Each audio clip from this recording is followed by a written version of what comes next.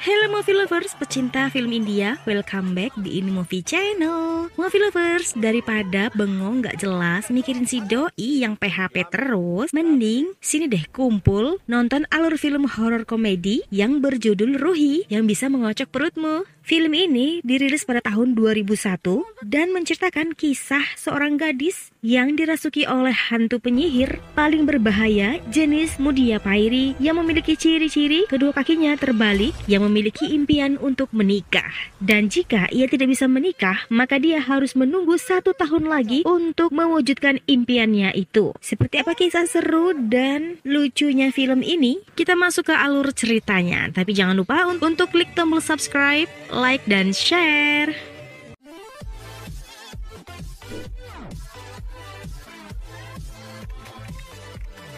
Cerita ini dimulai dari seorang reporter asing bernama Tim yang sedang meliput tentang kota kecil di pinggiran kota industri Mujirabat. Untuk ini dia membawa 2 orang reporter koran lokal bernama Baura Pandai, yaitu reporter sipil dan kriminal, dan temannya bernama Katani, seorang penulis kolom horoskop di koran. Saat diwawancara, Baura berkata bahwa Bagatpur adalah kota yang sangat tua dan kuno, di mana ada tradisi lama Bagatpur, yaitu penculikan pengantin wanita. Jadi saat jatuh cinta dengan gadis, pria bisa menculik lalu menikahi gadis itu. Untuk membuktikannya, Baura dan Katani membawa tim langsung ke TKP. Saat di percetakan Mujirabat Zalzala, tempat Baura dan Katani bekerja, Baura berkata pada tim kalau zaman sekarang penculikan pengantin wanita agak sulit dibanding dulu. Kini dilakukan berdasarkan kontrak, dan yang ahli dalam bisnis ini adalah bos mereka, Gunia Shakil, dan rekan-rekan. Ini hanya bisnis sampingan Gunia yang memiliki percetakan Mujirabat Zalzala.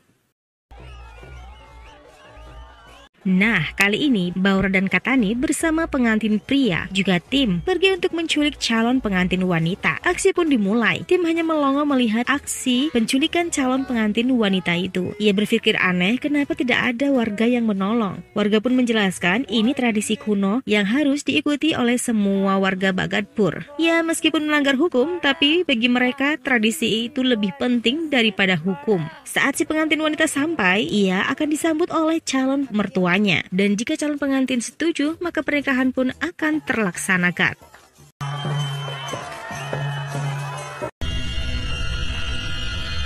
Esoknya, saat di jalan, bos Gunia menelpon Baura dan berkata mengapa dari bulan lalu koran mereka belum juga mengeluarkan berita yang heboh. Baura berkata bahwa ini musim pengantin bos, semua orang sibuk berpesta. Ia punya firasat kalau nanti sore akan ada berita yang heboh. Bos Gunia pun kemudian berkata kalau ia telah mengirimkan foto wanita ke WA Katani untuk mereka culik. Gadis itu akan keluar rumah sakit bersama ayahnya, bahwa dia langsung ke aula pernikahan jam 2. Sebelum mereka berdua beraksi, Baura dan Katani mengobrol tentang hidup mereka yang masih gitu-gitu aja. Katani berkata bahwa dia hanya terpikat pada satu gadis.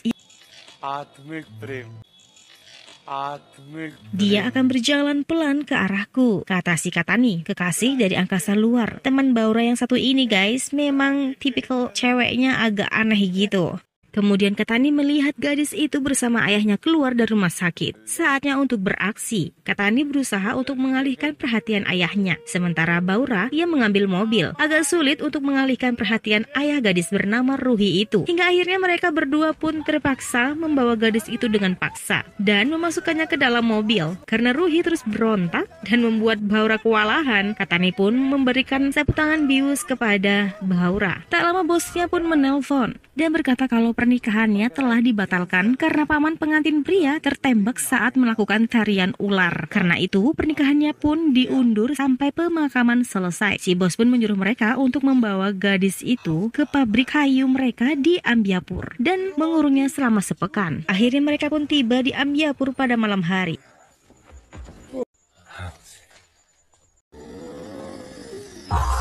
Baura membawakan telur dadar untuk makan malam Ruhi. Tapi saat ia masuk di dalam rumah kayu itu, tidak ada Ruhi. Lalu kemana dia?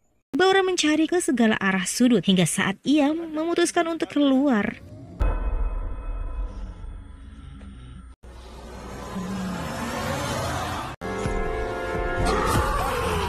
Baura lari ketakutan mendatangi Katani. Sambil terbata-bata Baura memberitahukan bahwa ada hantu. Gadis itu hantu. Ia merayap seperti cicak. Katani yang tidak percaya pergi melihatnya.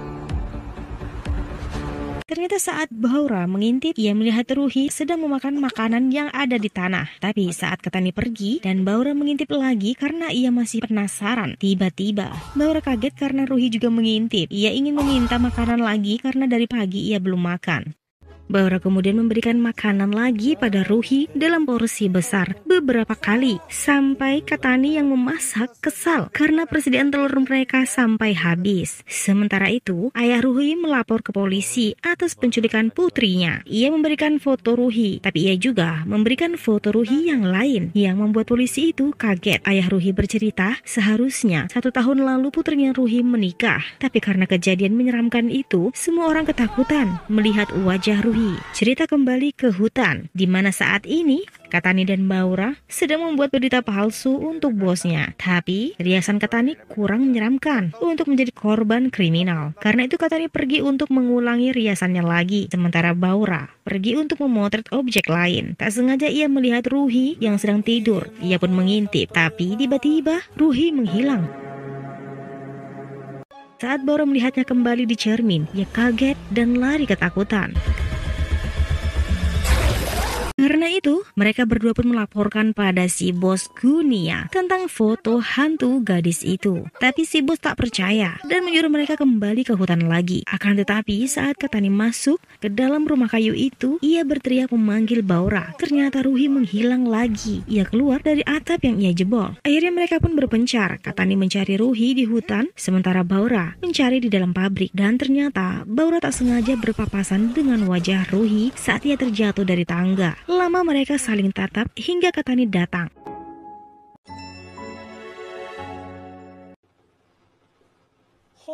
Ruhi berkata, ia ingin ke toilet. Baura pun menyuruh Katani untuk mengantar Ruhi. Tapi saat di jalan, si Katani ini mengoceh terus guys. Bahkan ia memberikan teka-teki pada Ruhi. Namun Katani tak sadar ia kehilangan jejak Ruhi. Sambil mencari Ruhi, teka-teki itu terus saja ia ucapkan. Dan Ruhi pun menjawab teka-teki Katani. Anehnya, bukannya Katani takut, justru ia malah terpesona melihat wajah menyeramkan Ruhi. Tapi tiba-tiba Baura datang dan mengikat Ruhi hingga ia pun pingsan.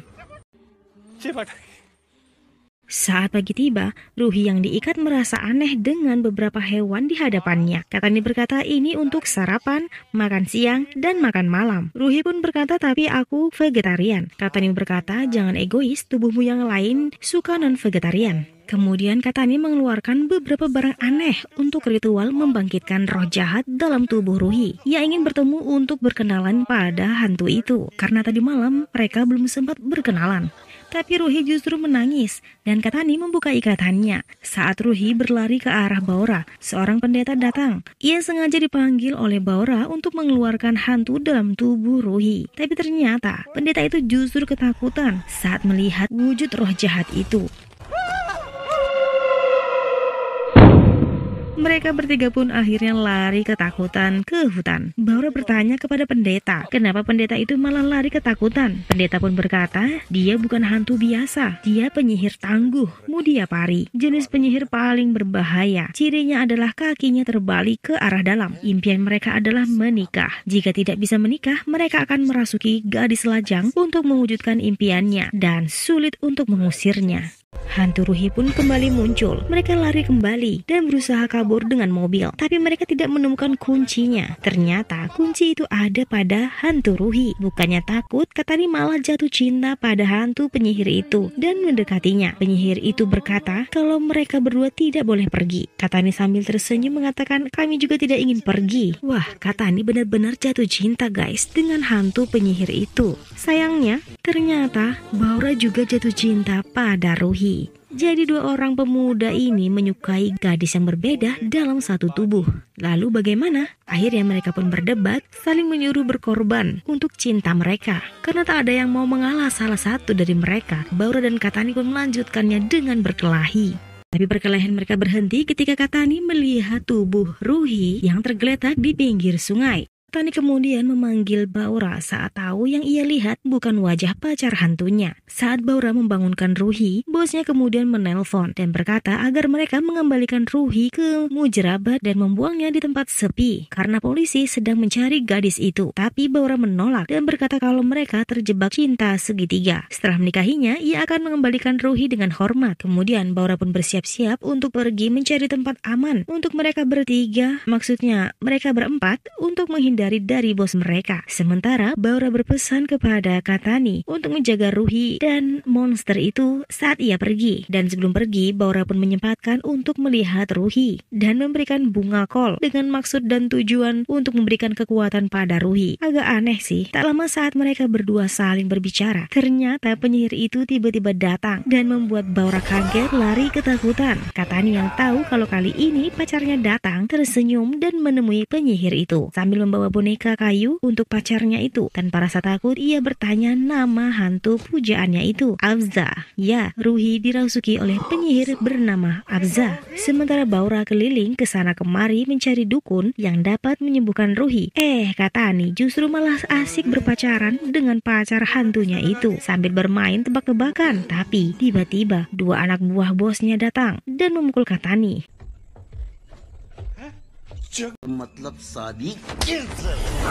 Namun malam itu Baura kembali dan tahu ada yang tidak beres. Saat ia masuk, ia melihat dua anak buah bosnya udah babak belur. Baura kemudian mengajak Ruhi yang ketakutan dan Katani pergi dari tempat itu menuju Cimatipur. Sementara itu, di rumah sakit salah satu anak buah Gunia yang masih hidup diinterogasi oleh polisi. Polisi itu menunjukkan foto Ruhi dan bertanya apakah ia pernah melihat gadis itu. Anak buah Gunia pun menggeleng, tapi saat polisi menunjukkan foto Ruhi yang satu lagi, dia baru mengangguk dan berkata kalau mereka pergi ke Cimatipur, tempat untuk mengusir hantu, roh, dan sejenisnya, kecuali Mudia Pairi yang dilarang ada di kota ini. Akhirnya mereka bertiga pun tidur di penginapan. Saat akan tidur, Baura mengirim pesan pada tim untuk datang ke sana. Pagi-pagi sekali Baura keluar dan pergi untuk bertemu dengan tim reporter asing itu. Ia meminta tolong pada tim untuk membawakan setelan baju pernikahan dan menyuruhnya untuk mengambil gambar saat ia menikah. Kemudian Baura bertemu dengan seorang nenek bernama Budia. Nenek ini memang bukan dukun, tapi dia tahu solusi untuk masalah Ruhi ini. Nenek Budia berkata satu-satunya solusi menikahkan penyihir itu. Bukan hanya Ruhi, tapi penyihir Afza juga harus menikah. Saat bulan purnama muncul dan jika gagal, maka mereka harus menunggu 1 tahun lagi. Baik gadis itu ataupun calon suaminya akan mati. Maka yang harus dilakukan adalah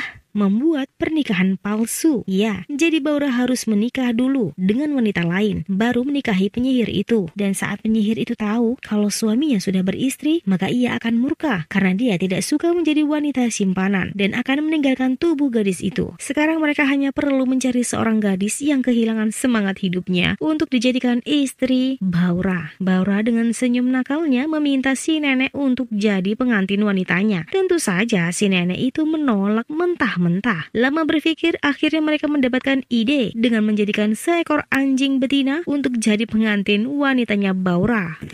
Ada-ada saja. Katani yang mengetahui tindakan Baura merasa kesal. Ia kemudian membawa paksa Ruhi pergi, tapi Ruhi berhasil kabur dan bersembunyi. Sementara itu, di sisi lain, pernikahan palsu Baura dan anjing sedang berlangsung. Seorang pendeta yang tahu Ruhi dirasuki oleh penyihir Mudia Pairi berusaha untuk membawa Ruhi dengan paksa, tapi Ruhi terus memberontak hingga ia berubah menjadi penyihir Afza dan mengamuk. Semua orang pun lari ketakutan. Sementara itu, Baura heran melihat orang-orang berbondong-bondong menantikannya berlabuh dari perahu. Ia hampir saja dikeroyok massal. Mereka marah pada Baura karena sengaja membawa gadis yang dirasuki roh Mudia Pairi. Baura berkata ia berjanji akan mengeluarkan penyihir itu. Sementara itu, bos Gunia yang tahu keberadaan Ruhi datang untuk membawanya sebagai pengantin kliennya. Namun, saat itu ia melihat Ruhi yang sedang berusaha untuk bunuh diri. Tapi penyihir Afza tidak membiarkan itu terjadi dan menemui Gunia. Tanpa rasa takut, Gunia berkata kalau ia ingin menikah, maka Afza harus ikut dengannya. Dan di sisi lain, tim menemui Katani dan Baura yang masih saja berdebat soal Ruhi dan penyihir Afza. Tim menunjukkan video Gunia yang sedang membawa Ruhi pergi. Baura Baura pun berkata pada Katani bahwa Afza hanya ingin menikah, tidak peduli dia ingin menikah dengan siapa. Kemudian Baura mengajak Katani untuk mengambil kembali pengantinnya. Saat pernikahan Afza dimulai, Baura menghentikannya dan berkata bahwa pengantin pria sebenarnya adalah Katani yang telah memakai baju pengantin yang pernah digunakan Baura sebelumnya. Tapi Bos Gunia tidak terima dan mencoba menahan Afza. Namun justru ia mendapatkan pukulan dari Afza. Semua orang lari ketakutan. Katani dan Afza pun akhirnya akan menikah. Tapi si nenek Budia tiba-tiba datang dengan membawa seekor anjing betina yang pernah menikah dengan Baura. Nenek Budia berkata kalau Katani sudah menikah dengan anjing itu dan mengkhianati Afza. Tentu saja Afza menjadi murka dan memukul Katani. Afza sangat murka. Bulan purnama biru sebentar lagi akan hilang. Ia kemudian meminta Baura untuk menjadi pengantin lelakinya. Tapi tiba-tiba ia tidak bisa jalan. Kakinya tidak bisa digerakkan. Ternyata Ruhi berusaha mengendalikan Afza. Ruhi berkata